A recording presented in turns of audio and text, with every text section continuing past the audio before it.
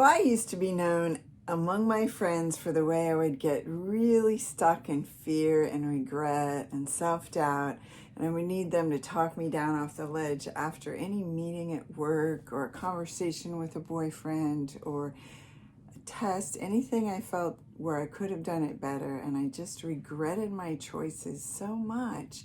I would go into so much fear about whatever I had created and how I had sabotaged myself. I was an expert for more than half of my life at going into what I call regret hell. And because it was so painful, I ended up becoming an expert at how to get out of regret hell. I stumbled on 3 simple steps that just changed everything. I'm Shawn Mahshie, and I'm here to share with you just one simple concept that made a really big difference for me. It didn't matter before how much spiritual seeking I had done or how much inner work and counseling and 12-step programs. It still was such that I just really could not stop beating myself up at every turn. And affirmations didn't work, meditation didn't work, because I was believing my own thinking at that moment that in some ways I had just no one to blame but myself, and that somehow my monkey mind was really telling me I had done it wrong. I had caused pain for myself or others, and it was in a place where I couldn't forgive myself. However, once I learned one simple concept, which was first brought to my attention by Byron Katie, that relates to the nature of thought and reality, which is that I could take myself back to that moment when I did or said that thing and realize that I was driven by the thinking. Whatever was going on, wherever I was in that moment, that's the only reality I had in that moment. And that used to still be fodder for beating myself up.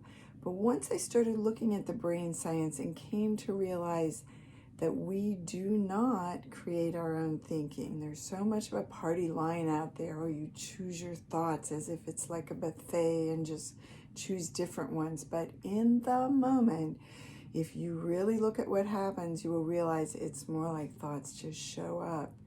You do not plan them. You do not premeditate them. You do not say, I'm about to think this, or let me not think that, or I'll stop thinking for a while. No, it's none of that. The thoughts just show up, and in the moment when they're there, in the moment when you're believing them, you're going to act right out of that. You're going to save yourself. You're going to try to save another. You're going to do what comes to you to do based on what you're believing.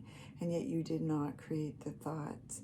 So somehow that created a huge shift in me. I'll go ahead and teach you the 3 steps that make up this entire system that moves you from that kind of self-criticism, self-hatred, self-doubt into a radical kind of self-love, self-advocacy, and confidence. Confidence in your own actions and your own decisions and in the outcomes of them. Knowing that no matter what happens, no matter what you said or did, nothing is worse than the ways that you turn on your dear, well-meaning self.